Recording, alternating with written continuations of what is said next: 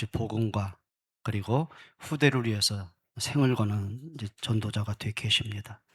근데 이분이 6개월 동안 병원에 입원한 상태에서 퇴원하는 그날에 주치의가 의미 있는 그러면서 아주 강력하게 몇 가지를 부탁하더랍니다. 첫째는 뭐냐면 암 환자가 암으로 죽는 게 아니다. 굶어서 죽는다 그러더래요. 먹어라. 어찌하든지 먹어라. 근데 어떻게 음식을 먹어요? 항암 치료하면은 모든 게 그냥 토해내고 먹을 수가 없는데.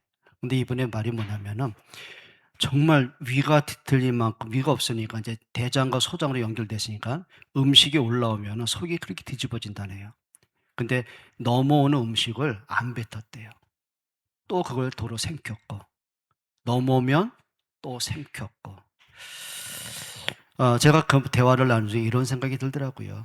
그래, 암 환자뿐이겠냐. 우리가 인생살이 하면서 신앙생활 하면서 문제는 없겠냐. 갈등은 없겠냐. 시험거리 없겠냐. 힘든 일은 없겠냐. 그런데 그 힘든 문제 때문에 우리가 무너지는 게 아니더라고요. 그 문제 때문에 오는 그 불신앙들, 두려움들, 불안함들, 뭔가 모르게 어둠에 갇혀 있는 그 생각 때문에 그 영도 무너지고 생각도 마음도 무너지고 결국은 육신도 삶도 무너진 경우 굉장히 많습니다. 그러면 기억해야 되겠죠. 우리가 좀 문제가 왔기 때문이 아니라 그걸 좀 그 속에서 올바른 답을 얻고 하나님 앞에 진짜 바로 설 수 있는 영적인 힘을 얻는 여러분 되시기를 바랍니다. 그래요. 우리 속에 아담처럼 헛된 욕심은 들어오지 않겠습니까? 또 착각도 없겠습니까? 뭐 불신앙 없겠습니까? 우리가 순간순간마다 말씀 없이 내 고집대로 살아가는 순간이 없겠습니까? 그런데 중요한 거는요. 우리가 그 욕심에 잡혀서 끌려가는 게 문제예요. 생각에 잡혀서 정신 차리지 못하는 게 문제거든요. 그러면 나를 돌아봐야 되겠죠. 두 번째로 목사님이 한 6개월 동안 침상에 그냥 누워 있었대요. 기력이 없으니까. 뭐 손가락 하나 움직이기 힘도 없으니까. 그런데 나중에 보니까 뼈만 앙상하게 남더랍니다. 그러니까 이제 병문안 온 분들이 그 몰골을 보고서는요. 그냥 울 수밖에 없는, 대화를 할 수가 없는 그런 이제 지경까지 온 거죠. 그런데 이 목사님에게 어느 순간 하나님이 그런 마음을 주시더래요. 내가 이러다 그냥 죽겠구나. 그래서 일단 앉았답니다. 그리고 걸을 수 없는 그 몸을 가지고 몇 발자국씩 뛰어가면서 억지로 걸으셨대요. 방에서 왔다 갔다 하다가 또 앉아 있고, 좀 이따 또 이제 왔다 갔다 하다 이제 거실로 나오고, 그다음에 이제 현관도 나와 보고, 그러다 햇빛도 좀 쐬 보고 이제 움직이셨대요. 그러다가 한 2년쯤 지나니까 얼마만큼 걷게 되더랍니다. 그러니까 이제 이분이 양평에 계신데 자기 가까운 산에 해발 900m 산이 있대요. 내가 저 산을 올라가야겠다. 근데 그걸 어떻게 올라가요? 근데 가다가 쉬고 가다가 쉬고 그러니까 지치니까 그 정상까지 갈 수는 없잖아요. 근데 이게 계속 반복되니까 어느 날 2년이 지난 다음에는요. 한 번도 안 쉬고 올라가더랍니다. 그리고 자기 자녀들과 교회 청년들 데려갔는데 사람들은 헉헉거리고 못 따라오는데 목사님은 단숨에 올라갈 수 있는 이제 체력이 보강이 되신 거예요. 이런 생각이 듭니다. 그래 움직이자 좀. 대다수의 사람이 그러죠. 뭔가 마음이 지치면 힘들다 싶으면 문제가 왔다 싶으면 혼자 갇혀요. 문제는 우리가 골방에 혼자 갇혀 있는 게 아니라 내 생각에 갇히는 게 문제거든요. 한번 따라 합시다. 살려면 움직여라. 예, 좀 움직여야 돼요. 여러분, 우리의 몸은요, 억지로라도요, 예배의 자리로 움직여 오셔야 돼요. 근데 이상하죠? 조금 내가 삶에 지치다 보면, 힘들다 보면은요, 어떻게 돼요? 예배 없는 인생을 사는 거예요. 그럼 문제가 와서 큰 문제가 아니라 내가 하나님과의 관계가 멀어지는 게 더 큰 문제거든요. 여러분의 무릎은요, 정말 하나님 앞에 간절한 기도로 움직여 가셔야 돼요. 맞습니까? 여러분들이 좀 움직일 수 있는 은혜 받으셔야 돼요. 그리고 햇빛도 좀 보셔야 돼요. 그리고 운동도 좀 하셔야 돼요. 여러분 영적으로 움직이고요. 마음도 움직이고요. 생각도 움직여가는 여러분 되기를 주의 이름으로 부탁합니다. 그러면 오늘 히브리서 12장을 보면서요, 적어도 우리가 어떻게 움직여갈 것이냐. 움직인단 말은 뭐냐면 방향이 있잖아요. 무턱대고 오는 건 방황이고요. 방황해서 움직이는 건 그건 헛된 거고요. 진짜 내가 바르게 보고 바른 목적지를 향해서 움직여가는 걸 움직인다고 말하는 거예요. 그럼 우리의 신앙의 푯대가 어딜까요? 2절 한번 읽어보시겠습니다. 이렇게 말씀합니다. 믿음의 주여 또 온전하게 하시는 이인 예수를 뭐해라? 바라봐라. 믿음의 주여 온전케 하시는 이인 예수를 바라보자. 오늘 성경에 뭐라고 그러지? 우리 예수님을 향해서 뭐래요? 믿음의 주라고 그랬어요. 여러분, 믿는단 말은 뭐냐면 내가 많은 종교 가운데 내가 기독교를 선택한 걸 믿음이라고 생각하지 않아요. 우리 집안이 기독교 집안이니까 내가 모태신앙이니까 그걸 믿음이라고 말하는, 그걸 종교라고 말하는 거예요. 그럼 믿음은 뭘까요? 하나님을 신뢰하는 거예요. 하나님을 내가 인정하는 거예요. 하나님의 말씀하심을 내가 받아들이는 거예요. 그걸 믿음이라고 말하는 거예요. 여러분, 내가 인정하는 거하고 믿음하고 차이가 뭘까요? 그래요. 내가 지금 마이크를 붙잡고 있잖아요. 그건 보는 거예요. 뭐 누구나 아는 거예요.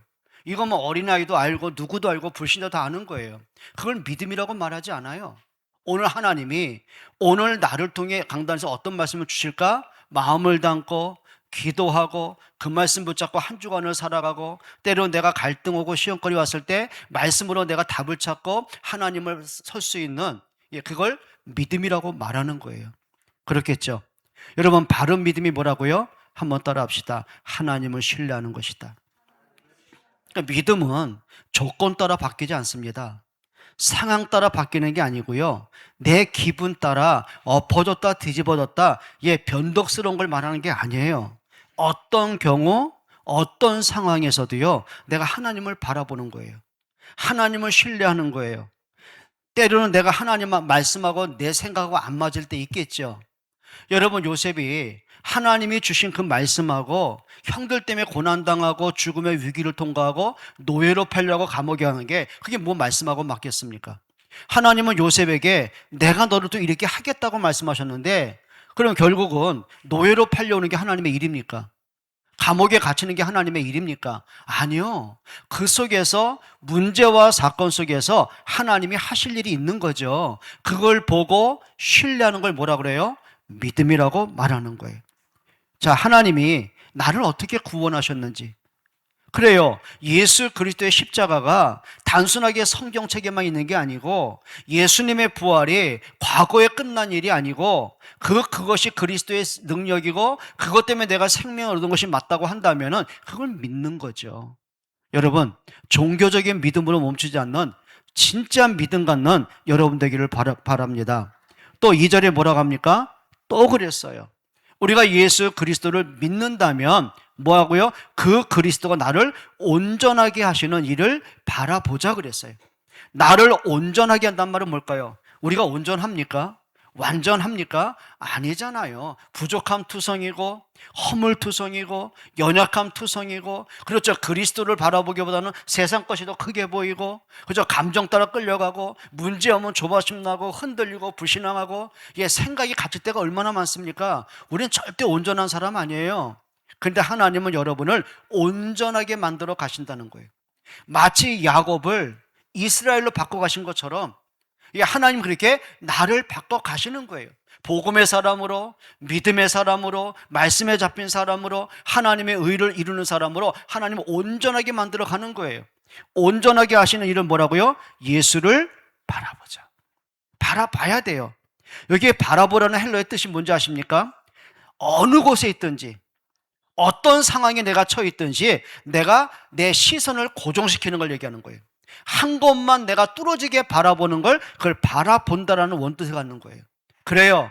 다니엘이 집에 있든지, 전쟁이 터졌든지, 포로로 끌려갔든지, 억울하게 사자굴에 처박혔든지, 어떤 상황, 어떤 순간에도, 그리고 바벨론 나라의 총리가 돼서 성공을 했든지, 외적인 조건 따라가 아니에요. 그 상황, 그 자리, 그 순간에서 하나님을 바라보는 거예요. 어떻게 바라봐요? 믿음으로 바라보는 거예요. 여러분, 하나님 바라보는 여러분들에게 축복합니다. 그래요. 초대교회는 예수 믿는다는 이유 하나 때문에 온갖 핍박을 당합니다. 출교를 당합니다. 고난을 당합니다. 그래요. 죽음을 당합니다. 근데 그들에게요, 하나만 바라봤어요. 믿음의 주요 온전케 하는 그리스도만 바라봤어요. 근데 이게 문제가 뭐냐면, 자, 베드로가 처음에는 뭐만 바라봤어요? 그냥 예수라는 사람만 바라봤어요.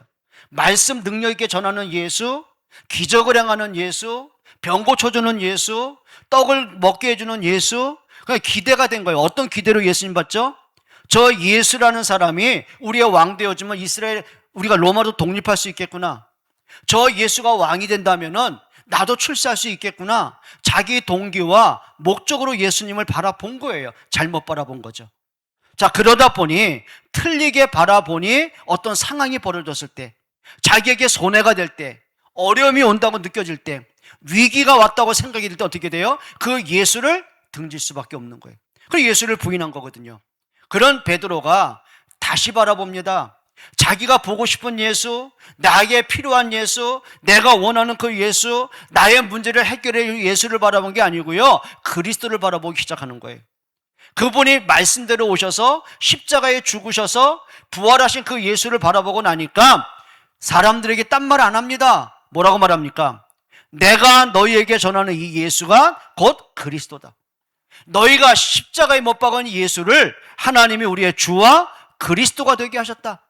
예전에는 안진뱅이 바라볼 때는요, 그냥 불쌍하게 바라봤어요. 동정으로 바라봤어요. 그런데 그날따라 그 안진뱅이 보는 눈이 바뀝니다. 뭘로 바꿔요? 이 사람의 운명과 저주와 재앙이 단순하게 경제 문제, 뭐 조상의 문제, 그게 뭐 아니구나. 이게 진짜 이 사람에게 필요한 거는 은과 금이 아니구나. 뭐라고 합니까? 내게 있는 것은 너에게 준다. 나사렛 예수 그리스도 이름으로 걸으라. 여러분, 잘 보기를 축복합니다. 틀리게 보면은요, 틀린 길로 가게 돼 있는 거예요. 그런데 바르게 보면 바른 길로 가게 되는 것이죠. 여러분, 광야길 가는 그 이스라엘 백성들이요, 잘 봐야 되거든요. 그런데 이상하죠. 손해온 것도 아니에요. 문제 때문에 망한 것도 아니에요. 근데 손해가 된다고 느끼니까, 내가 이것 때문에 죽는다고 느끼니까 어떻게 돼요? 나를 구원하신 하나님을 바라보지 않더라고요. 자꾸 문제만 봐요. 나를 보고 내 자식을 보니까 여기서 죽는 게 너무 억울해요. 두려워요. 이렇게 말합니다.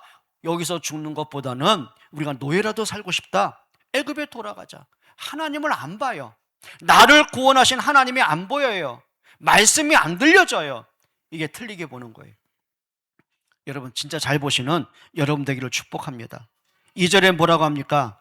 그는 그 앞에 있는 기쁨을 위하여 십자가를 참으사. 예수님에게 있는 기쁨이 뭡니까? 당신이 그렇게 모진 고난과 핍박과 조롱과 박해를 당하면서 십자가에 처참하고 끔찍하게 죽음을 당하면서도 예수님에게는 한 가지 기쁨이 있었던 거예요. 그게 뭘까요? 하나님의 형상 가진 인간이 하나님을 떠나버렸어요. 그 결과로 인간은 멸망을 당할 수밖에 없는 거예요. 그 결과로 운명의 지지가 무너질 수밖에 없는 거예요. 예수님의 기쁨은 다른 거 아닙니다. 하나님을 떠난 인간이 당신의 죽음 때문에 하나님 만나는 길이 열려지는 걸 보고 기뻐하셨어요. 죄와 허물로 죽은 인간이 당신의 십자가의 죽음 때문에 죄사함 받고 생명 얻는 것이 예수님에겐 기쁨이었어요. 그 기쁨을 위해서 뭐 하셨어요? 십자가를 참으셨어요. 여러분, 2절이 이렇게 말합니다. 부끄러움을 개의치 아니하시더니. 여러분, 내가 지나가는데 동네 사람이 다 모여들더니 나를 욕하고 침을 뱉고 따귀를 때린다. 그건 수모 정도가 아니죠. 더군다나 내 옷을 다 벗기고 망신을 준다. 그건 수치 정도가 아니죠. 이건 비극적인 상황이거든요. 여기 부끄러움이 뭘까요? 인간들이, 하나님이 창조하신 인간들이 자기를 창조하신 하나님을 조롱했어요. 침을 뱉었어요. 따귀를 때렸어요. 그리고 십자가에 못 박을 때 모든 옷을 다 걷어버렸어요. 누가 봐도 부끄러움을 보였어요. 그런데 예수님에게는 그 부끄러움을 뭐 하지 않으셨어요? 개의치 아니하시더니. 그것 때문이 아니에요. 당신이 그렇게 해야만 우리가 허물과 죄와 부끄러움이 사함받기 때문에 그걸 뭐 하셨어요? 참으셨어요. 여러분, 복음으로 답을 얻는 여러분들에게 축복합니다. 근데 우리는 못 참죠. 우리는 문제 때문에 가만히 못 있죠. 그러다 보니까 막 조급하죠. 불안하죠. 떨리죠. 두렵죠. 그러니 하나님이 안 보이죠. 말씀이 안 들리죠. 예배가 안 되어지죠. 바꾸셔야 돼요. 여러분, 믿음의 주여 온전케 하시는 그리스도 바라보는 여러분들에게 축복합니다. 그것은 어떻게 움직여야 됩니까? 그리스도께 내 마음이 움직여야 돼요. 그리스도께 내 믿음이 움직여야 돼요. 여러분, 승리하는 여러분들에게 축복합니다. 두 번째입니다. 그릇된 것이 아니라 올바름으로 움직여가는 여러분들에게 축복합니다. 오늘 3절로 13절에 보게 되면 바울이 히브리서를 통해서 참 중요한 말, 안타까운 말, 그러면 강력한 경고의 말도 합니다. 따라합시다. 그릇된 길에서 올바름으로 움직이자. 저는 요즘에 좀 말씀과 좀 어긋날 수도 있는데요. 예배 후에 이제 3층에 가면은 이제 예배 후 청소 다 같이 하지 않습니까?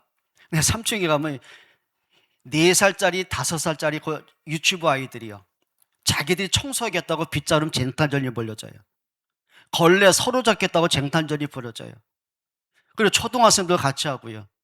그러면서 또 우리 중고등부는 또 성교실에 있었던 장난감들 자기 동생들이 놀았던 거잖아요. 정리한다고 서로가. 그런데 교회에서는 뭐 계단 담당, 뭐 본당 담당, 뭐 1, 2, 3층 뭐 화장실 담당, 뭐 이제 각자 담당이 있지 않습니까? 쓰레기 담당도 있고. 귀찮죠. 번거롭죠. 누가 이런 걸 누가 하고 싶겠어요.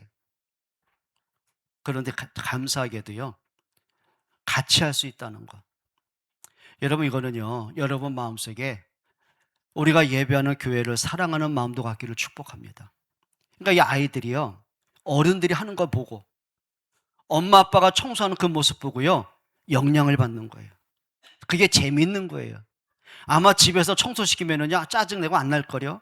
근데 분위기가 그러니까 자기들도 뭔가 하겠다고. 그걸 좀 이렇게 봅니다. 따라합시다. 선한 영향. 이게 작은 것도 마찬가지고 큰 것도 마찬가지. 여러분, 선한 영향이란 건 뭘까요? 우리 아이들이 엄마 아빠를 보면서, 목사인 저를 보면서, 우리 중직자와 여러분을 보면서요, 느낌이 있어야 되거든요. 아, 함께 예배하는 게 행복하다. 예배라는 게 참 좋은 거네. 교회 오는 게 참 좋은 거네. 정말 엄마 아빠가 믿는 예수님, 나도 믿게 됐네. 자꾸 영향을 줘야 되는 거예요. 그런데 자꾸 틀린 걸 본다면 우리의 거침과 행동과 거친 언어와 그 다음에 따가운 눈빛과 서로의 논쟁과 다툼을 보면서요, 애들 마음속에는요, 그건 선한 악한 영향을 주는 거예요. 교회가 싫어지는 거예요. 예배라는 게 싫어지는 거예요. 하나님을 믿고 싶지가 않은 거예요. 그럼 우리의 어리석음 때문에 아이들을 복음 밖으로 밀어내는 것, 그게 뭐예요? 그게 그릇된 거예요. 여러분, 우리들이 그릇된 것이 아니라 올바름으로 움직이는 여러분 되기를 축복합니다. 오늘 성경인데요, 한번 우리 주보를 보시면 같이 한번 보세요. 3절에 이렇게 말합니다. 너희가 피곤하여 낙심하지 않기 위하여 그랬어요. 여기 피곤한 건 뭐죠? 지쳐 있는 거예요. 더 이상 내가 예배할 힘도 없고, 더 이상 내가 기도할 힘도 없고, 말씀 들으려고 하는데 말씀도 안 들려지고, 삶도 뭔가 눌리고 찌들고 병들고, 살아갈 의욕과 욕망도 없어지고, 내가 숨 쉬는 것도 너무 괴롭고 하는 말이죠. 한숨만 나오고. 그게 뭐예요? 지쳐 있는 것, 낙심한 것. 여기 낙심했다 그 뜻은 뭐냐면은 낙심하지 않게, 실족하지 않도록, 넘어지지 않도록, 무너지지 않도록, 어리석은 길로 가지 않도록, 하나님을 거역하는 악한 죄의 길로 가지 않도록, 그 말이에요. 여러분, 낙심하지 않기 위하여. 그럼 이렇게 한번 봐야 되겠죠. 내가 신앙생활하고 인생을 살아가면서 자꾸 낙심되는 나는 뭘까를 찾으셔야 돼요. 무엇이 나로 하여금 자꾸 낙심하게 만들까? 가정생활이든 부모의 역할이든 내가 인생을 살아가던 신앙생활을 하던 예배의 모습이든 자꾸 내가 낙심하게 되는 나의 문제는 뭘까? 한번 찾아보셔야 돼요. 진짜 보셔야 돼요. 그러니까 사람이 평생을 살면서 두 가지 문제가 해결이 안 되잖아요. 낙심하게 됩니다. 그게 뭔지 아십니까? 상처와 결핍이에요. 상처는 뭘까요? 나라는 존재가 뭔지 모르게 인정받지 못하는 모습들, 뭐 가정의 문제든 뭐 부모님의 형제들에 대한 비교의식이든 뭔가 압박이든 억압이든 무시든 이게 존중받지 못했던 많은 상처가 있을 수 있는 거예요. 결핍은 뭘까요? 내가 사랑을 못 받았으니 허전한 거예요. 어릴 때 우리 집이 가난하다 보니까 내가 용돈을 받지 못하니까 먹고 싶은 거 못 먹어요. 사고 싶은 거 못 사요. 그러니까 뭐예요? 결핍이에요. 그렇죠. 내가 뭔가 결손 과정이에요. 부모님의 성격이 너무 거칠고 뭔가 책임감이 없고 너무 무기력하다 보니까 존경할 게 없어요. 뭐가 있을까요? 그게 인생의 결핍이라는 거예요. 그러면 그 상처와 결핍이 치유가 안 되잖아요. 어떤 문제 온지 아십니까? 거기에 상처를 끌어안고 사는 사람이 있어요. 그건 내성적인 사람들이에요. 안다 보니 자신감이 없어요. 자존감이 떨어져요. 뭘 해도 힘이 없어요. 소망이 없어요. 그게 문제가 되는 거예요. 근데 외향적인 사람 특징이 뭘까요? 모든 것을 다른 사람에게 핑계대요. 부모 잘못 만나서, 부모가 나에게 해준 게 없어서, 교회가 문제가 많아서, 세상이 악해서, 내가 이렇게 못 사는 건 다 세상 때문이야. 여러분, 감옥에 간 범죄자들이요, 자기 문제를 아는 사람이 있을까요? 없어요. 딱 이렇게 말합니다. 나만 그렇게 살아? 다 그렇게 살잖아. 정치인이나 경제인이나 가진 놈 없는 놈, 배운 놈 못 배운 놈 다 그렇게 사는 거야. 근데 나는 재수 없어 걸린 것 뿐이야. 자기 문제 몰라요. 결핍이 채워지지 않으니까, 선한 것으로 채워지지 않으니까, 상처가 치유되지 않으니까 분노가 있어요. 원망이 있어요. 증오가 있어요. 그게 뭐예요? 그게 낙심하는 거예요. 여러분, 대다수의 많은 우리 신자들도요, 이거 지금 치유받아야 됩니다. 우리는 상처 없을까요? 우리는 결핍된 게 없을까요? 그런데 결핍이 있다 보니까 어떻게 돼요? 그냥 하나님은 사랑의 하나님이야. 사랑받고 싶고, 나는 평생 내가 인정 못 받고 존중받지 못하니까 뭔가 위로받고, 그러니까 모든 게 그거예요. 하나님 위로하신 하나님, 물론 맞아요. 사랑의 하나님 맞고 위로 하나님 맞는데 다 자기 결핍을 채우기 위한 하나님이 필요한 거예요. 내가 몸이 아프다 보니 하나님 왜 믿습니까? 병 고침 받으려고요. 하나님 앞에 경제의 축복을 받으려고요. 나는 이렇게 살아왔지만 내 자식만큼 이렇게 사는 거 원치 않으니까 하나님 복 주세요. 나쁜 거 아니에요. 그게 뭐예요? 내 결핍 때문에 하나님이 필요할 뿐인 거예요. 낙심하지 않기 위하여. 여러분, 바른 복음으로 답 얻는 여러분 되기를 축복합니다. 정말 기억하셔야 돼요. 또 4절에 이렇게 말합니다. 너희가 죄와 싸우되 아직 피 흘리기까지는 대항하지 아니했다. 이게 뭔 얘기예요?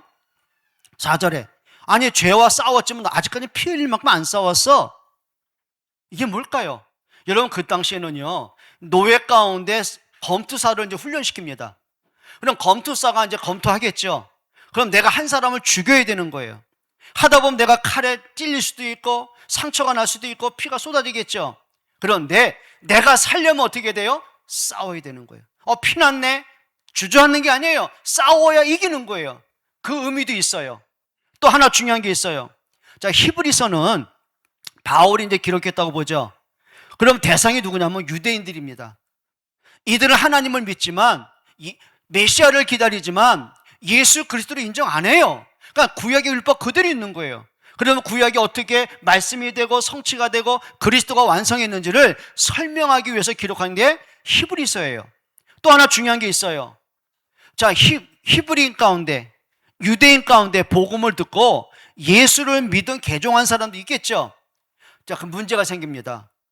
자, 유대 사회에서는 기독교인을 향해서 배신자예요. 하나님을 거역한 자예요. 율법을 어긴 자예요. 그러다 보니까 유대인으로서의 이건 살려두면 안 되는 거예요. 그러니까 출교합니다. 예수 믿다가 들키면 돌로 쳐 죽입니다. 더군다나 로마에 박해가 있습니다. 많은 순교자가 있는 거예요. 처음에는 복음을 듣고 믿음에 결단하고 교회를 왔는데 너무 힘든 거예요. 두려운 거예요. 나도 저렇게 죽으면 어떻게? 그러다 보니요, 또다시 옛날로 돌아가는 사람들이 많이 생길 수가 있지 않습니까? 그때 말하는 겁니다. 네가 죄와 싸우되 피 흘리기까지는 안 했잖아. 그 말은 뭘까요? 안 죽었잖아 아직. 정말 복음이 맞다면, 너희가 믿는 그리스도가 정말 맞다면 너희 육신적인 조건과 필요 때문에 그리스도 버려야 되겠냐? 진짜 생명 걸어 그 뜻이거든요. 자, 그러면 한번 보세요. 여기 말하는 죄와 싸우지 않았다. 죄와 싸우되 피 흘리기까지 싸워라. 그 뜻에는요, 세 가지 깊은 뜻을 찾으셔야 됩니다. 그 첫째가 뭔지 아십니까? 유대인들과 로마가 기독교인들을 핍박을 합니다. 많은 순교자가 나옵니다. 목적은 뭘까요? 예수 믿는 사람 핍박하고 감옥에 가두고 잡아 죽이는 목적은 하나입니다. 너 이래도 예수 믿을 거야? 예수 믿지 마. 예수 버려. 그럼 너 살 수 있어. 그게 목적입니다. 그러면 진짜 죄는 뭘까요? 우리가 하나님을 떠나는 게 죄입니다. 그래서 성경에 뭐라고 하냐면 하나님을 믿지 않는 것이 죄라고 했습니다. 아담부터 시작된 원죄가 왜 왔습니까? 나를 창조하신 하나님을 버린 겁니다. 하나님을 떠난 겁니다. 그래서 성경은 원죄라고 말합니다. 그럼 우리가 죄와 싸워야 되겠죠. 여러분, 욥기서를 보게 되면 사단이 욥을 무자비하게 공격합니다. 목적은 하나입니다. 재산도 아닙니다. 다른 목적 없어요. 딱 하나. 너 이래도 하나님 믿을 거야? 너 이래도 하나님 계속 믿을 거야? 그래서 성경에 뭐라고 합니까? 욥이 그 입으로 여호와께 범죄치 아니하였다. 하나님을 부정하지 않았어요. 여러분, 우리가 진짜 신앙생활 가운데 하나님 거역하는 죄범하지 않기를 축복합니다. 그럼 두 번째 죄는 뭘까요? 유대인들에게는요, 틀린 전통, 틀린 사상, 틀린 의식을 갖고 있습니다. 그게 바로 선민사상입니다. 그런데 문제는 그 선민사상은 성경을 왜곡시킨 사상이에요. 그러니까 하나님을 모르는 사상이죠. 하나님이 창조한 백성 우리 유대인밖에 없고, 유대인만이 하나님 믿을 자격이 있고, 이방인들은 짐승과 같은 존재야. 이게 선민사상이거든요. 그리고 틀린 전통입니다. 율법으로 사람을 정죄합니다. 자기들과 맞지 않으면 어떻게 돼요? 돌로 쳐 죽입니다. 출교시킵니다. 그게 죄라고 말하는 거예요. 여러분, 우리가 복음은요, 모든 사람 살리는 겁니다. 모든 사람 우리가 어떻게 힘주는 겁니다. 그런데 배척합니다. 분쟁합니다. 다툽니다. 여러분, 성경이 죄라고 말하죠. 세 번째요. 보세요. 틀린 믿음을 가진 사람이, 틀린 사상과 틀린 생각에 갇혀 사는 사람이 그 삶은 올바를까요? 절대 그럴 수가 없어요. 생각이 무너진 사람은 올바른 삶을 절대 살아갈 수가 없습니다. 16절 한번 읽어보시겠습니다. 12장 16절 같이 읽어보시죠. 이렇게 말씀합니다. 음행하는 자와 혹 한 그릇 음식을 위하여 장자의 명분을 판 에서와 같이 망령된 자가 없도록 살피라. 여기 뭐라 그랬어요? 음행하는 자. 이거는 뭐냐면 내 마음에 하나님을 모셔야 되는 그 마음속에요, 다른 온갖 우상과 잡다한 것을 가득 채워 얘기하는 거예요. 그걸 뭐예요? 그걸 영적 음행이라고 말하는 거예요. 또 우리의 삶에 음행이 있어요. 근데 문제는 뭐냐면 사람들이 이게 그냥 일상사가 돼버린 거예요. 뭐 그냥 지금 이렇게 살아왔는데 뭐 누구나 그렇게 사는 거 아니겠어? 뭐 나만 문제야? 이게 이제 몸에 배어 있는 것이죠. 여러분, 진짜 문제가 뭔지 아세요? 진짜 문제가 뭔지 아세요? 결과로 드러난 문제보다 진짜 문제가 뭔지 아세요? 저는 이렇게 보거든요. 내가 틀렸다는 걸 모르는 게 문제입니다. 내가 잘못된 길로 가고 있다는 걸 모르는 게 문제입니다. 그렇죠? 죄를 짓고 있으면서도요, 무엇이 죄인지를 몰라요. 그리고 더 무서운 게 뭔지 아세요? 죄를 부끄러워하지 않는 게 더 큰 문제예요. 이게 우리 전에 교단의 문제 아니겠습니까? 근데 문제는 나의 악한 행동 때문에 우리 자녀들에게 악한 영향력이 전달되는 거예요. 그 아이도 생각에 병들고 삶이 무너지는 것, 그것까지 모르는 거예요. 이렇게 말합니다. 그건 네 인생이잖아. 그건 네가 알아서 살아. 이건 무책임한 거거든요. 보세요. 예수님을 십자가에 못 박혀 죽이는 것이 목적인 유대인들입니다.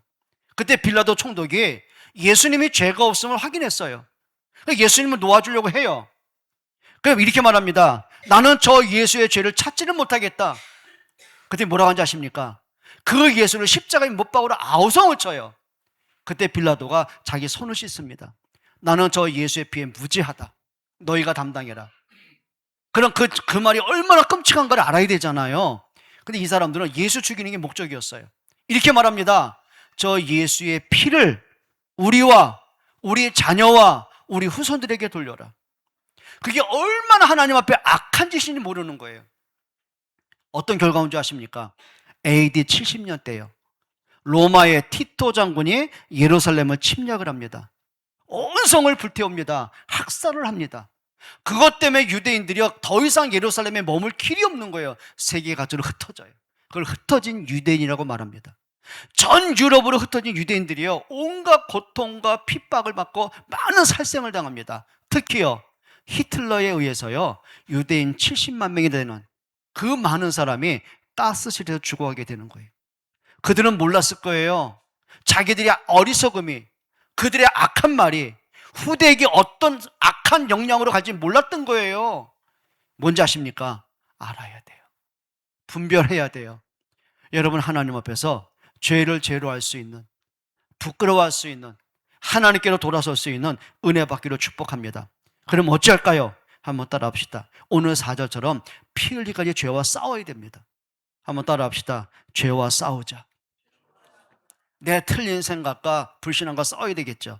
그러면 어떻게 싸울까요? 싸우는 방법 뭡니까? 그냥 버티면 됩니까? 오기로 하면 됩니까?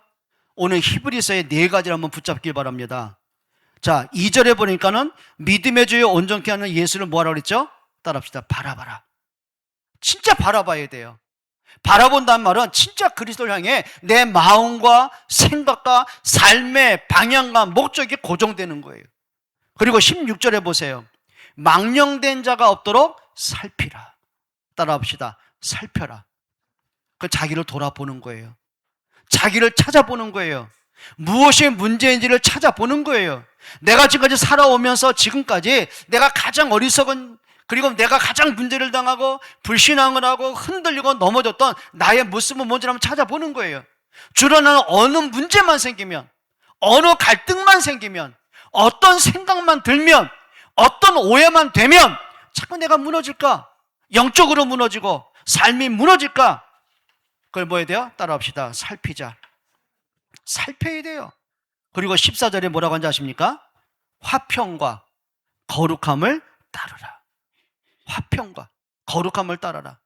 하나님이 원하신 게 뭔지, 어떤 것이 옳은 것인지 살피고 따라야 돼요. 그래서 13절 이렇게 말합니다. 곧은 길을 만들어 저는 다리로 하여금 어그러지지 않게 고침을 받으라. 곧은 길, 말씀의 길, 복음의 길, 하나님을 향한 믿음의 길이 있는데 자꾸 내가 다리를 절어요. 그 말은 육신적인 걸 얘기하는 게 아니에요. 영적 불구를 얘기하는 거예요. 자꾸 뭔가 기우뚱대요. 뭔가 우왕좌왕해요. 말씀을 자꾸 벗어나요.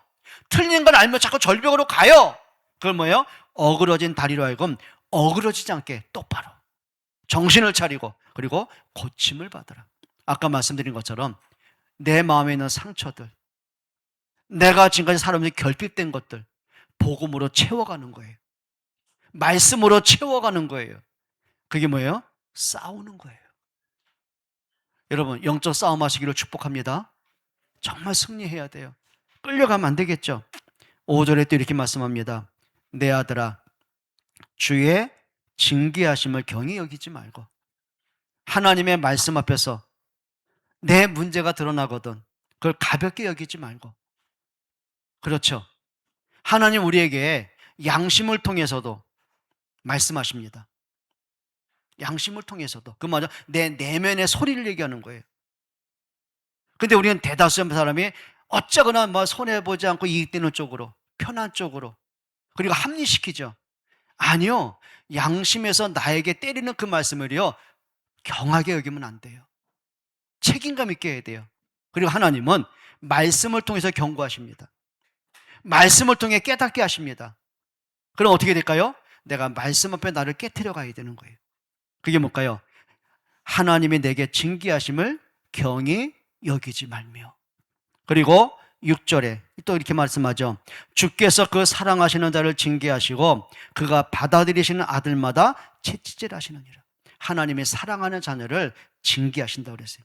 심지어 어디까지 왔냐면은 채찍이 없으면, 징계가 없으면 사생자다. 그 말은 버린 자식이다, 그 말이에요. 여러분, 우리가 어떤 면에서는 내가 억울한 길로 갔을 때, 복음과 반대로 갔을 때 뭔가 내 마음이 문제가 되고 답답하고 눌리고 삶에 문제가 왔을 때 그는 사랑의 채찍으로 받으시는 거예요. 여러분 기억하십시다. 하나님은 어찌하든지 간에 우리로 하여금 복음으로 돌아오게 합니다. 하나님 앞에 서게 합니다. 예배자로 서게 만드십니다. 올바름으로 돌아서게 만드십니다. 여러분 말씀에 귀를 기울이는 여러분 되시기를 바랍니다. 10절에 또 이렇게 말씀합니다. 하나님은 우리의 유익을 위하여 그의 거룩하심에 참여하게 하시느니라. 진짜 유익. 진짜 유익. 그러니까 사람들이 생각하는 유익은 뭘까요? 더 돈이 되는 쪽, 나한테 이익되는 쪽, 내가 편한 쪽, 내가 대접받는 쪽, 그걸 자기는 유익이라고 생각합니다. 여러분 아담과 하와가 원하는 선악과를 먹었거든요. 그건 자기한테 유익이 됐을까요? 아니요. 그게 걸림돌이 되는 거예요. 그게 멸망의 채찍이 되는 거예요. 그거는 유익이 아니에요. 그러니까 하나님의 유익은 뭘까요? 우리로 하여금 더 복음으로, 더 믿음으로, 더 말씀으로 돌아서게 만드는 것이죠. 또 11절에 이렇게 말씀합니다. 무릇 징계가 당시에는 즐거워 보이지 않고 슬퍼 보이나. 뭘까요? 우리가 하나님이 나를 채찍하실 때 힘들잖아요. 뭐 경제 문제 왔을 때, 건강 문제 왔을 때 힘들 수 있잖아요. 그런데 그것이 뭐예요? 슬퍼 보이나. 후에 그로 말미암아 연단 받은 자들은 의와 평강의 열매를 맺느니라. 그래요. 그럼 오늘 비유 가운데 그 말입니다. 진짜 좋은 부모는 자식이 잘못된 길로 갈 때요 채찍을 든다고 그랬어요. 그건 감정의 채찍이 말고요, 뭔가 내 화풀이 채찍하는 건 말고요, 기분풀이 말고요, 그게 아니고 정말 저 아이들을 바르게 자라도록, 바른 성품을 가지도록, 바른 길로 갈 수 있도록 부모는 계산하는 거 아니에요. 때로는 야단도 칩니다. 때로는 훈계도 합니다. 때로는 대화도 합니다. 목적은 하나예요. 돌아서라는 거예요. 그럼 하나님이 정말 우리를 사랑하는 게 맞다면, 우리를 당신의 자녀로 부르신 게 맞다면 하나님 뭐 하셔요? 때로는 말씀으로 책망도 하셔요. 양심으로 우리를 괴롭게도 만드세요. 때로는 내 삶의 문제를 통해서도 하나님 흔들게도 하세요. 목적은 하나예요. 우리를 선한 길로 인도하시기 위함이에요. 하나님의 경고를 여러분 받아들이는 여러분 됐으면 좋겠어요. 13절 그 말입니다. 너의 발을 위하여 곧은 길을 만들어. 그 말은 뭐죠? 바른 길을 만들어. 곧은 길을 만들어 저는 다리로 하고 흔들리고 무너지고 헛된 길로 가고. 그렇죠. 아담과 하와가 하나님을 향해 걷는 게 아니에요. 자기가 원하는 선악과를 향해 자꾸 가요. 그걸 뭐라 그래요? 그게 저는 다리라고 말하는 거예요. 여러분 정상적인 삶이 있기를 축복합니다. 여기 고침을 받게 하라. 그리고 16절로 17절에 음행하는 자와 혹 한 그릇 음식을 위하여 장자의 명분을 판 에서와 같이 망령된 자가 없도록 살피라. 두 가지 말했어요. 음행하는 자, 영적으로 음행을 합니다. 삶에 음행합니다. 살펴야겠죠. 그리고 에서가 자기 배고픈 것 때문에 그 팥죽 한 그릇 때문에요 언약을 무시해버렸어요. 하나님의 말씀을 가볍게 봤어요. 그래서 뭐죠? 망령된 거라고 그랬어요. 여러분 망령된 길을 갖지 않기를 축복합니다. 마지막 세 번째입니다. 우리는 어떻게 움직여가야 될까요? 참된 가치와 올바른 미래를 향해 움직이시기를 바랍니다. 1절 한번 읽어보시죠. 이러므로 우리에게 구름같이 둘러싼 허다한 증인들이 있으니 모든 무거운 것과 얽매이기 쉬운 죄를 벗어버리고 인내로서 우리 앞에 당한 경주를 하며. 여기 허다한 증인은 뭘까요? 구약의 시대부터 아담 이후로 올바른 믿음의 길을 걸었던 사람들, 하나님의 뜻을 따라 삶의 방향 맞춘 사람들, 허다한 증인으로 표현했어요. 여러분 요셉이요 어떻게 했어요? 올바른 가치를 나중에 찾아요. 그리고 올바른 미래를 향해 달려가요. 비록 형들 때문에 많은 위기도 옵니다. 많은 고난도 옵니다. 죽음의 터널도 통과합니다. 노예라는 사건에 부딪힙니다. 억울하게 감옥에 가기도 합니다. 그런데 그가 뭘 봤어요? 참된 가치를 봤어요. 요셉이 처음부터 본 건 아니겠죠. 근데 하나님 보게 하세요. 나중에 이것까지 보는 거죠. 형들이 나를 팔아서 내가 애굽에 온 것 이거 자체가 하나님이 생명을 구원하기 위한 하나님의 일이었구나. 이게 그게 뭐예요? 참된 가치. 우리 후대를 살리는 길입니다. 생명 살리는 길입니다. 하나님의 뜻을 이루는 길입니다. 내 삶을 통해서 짧은 80년, 길어야 100년 된 이 세상을 살아가면서요, 여러분 참된 가치를 품기를 바랍니다. 우리 엄마 아빠들이요, 이걸 알고 자녀 키우셔야 돼요. 밥을 잘 먹어서 건강해서 애가 똑똑해서 점수를 잘 받아와서 좋은 대학 가서, 예, 그것도 감사할 일입니다. 근데 참된 가치요, 이 아이에게 진짜 영적인 유산을 좀 물려주세요. 여러분을 통해서요, 우리 아이들이 하나님을 더 깊이 알아가도록, 예배가 행복해지도록, 기도하는 시간이 가장 즐거워지도록, 아이들이 하나님 앞에 올바른 비전과 꿈을 꿀 수 있도록 여러분 기도하고 돕고, 이 일을 위해서 우리 교회와 온 성도들이 함께하기를 축복합니다. 이번 여름에 그래 수련회부터 해가지고요, 아이들 수련회들 다 참여시키세요. 하세요. 어릴 때부터 그런 분위기 자리, 영적인 자리, 예배의 자리, 말씀의 자리, 함께 동역하는 그 자리에 애들이 참여하게 하세요. 아이들은 처음부터 복음 몰라요. 처음부터 하나님 몰라요. 근데 그런 속에서 자기도 모르게 믿음이 싹이 자라기 시작하는 거예요. 그 역할을 우리가 해야 되는 거예요. 아멘 안 하죠? 여러분 기억하십시다. 참된 가치, 참된 가치, 참된 미래, 여러분 만들어가는 저와 여러분 되기를 주의 이름으로 축복합니다. 기도하겠습니다. 하나님 고맙습니다. 우리에게 진짜 하나님의 말씀이 살아있는, 그 말씀에 귀를 기울일 수 있는, 그 말씀에 이끌림 받을 수 있는 은혜를 주옵소서.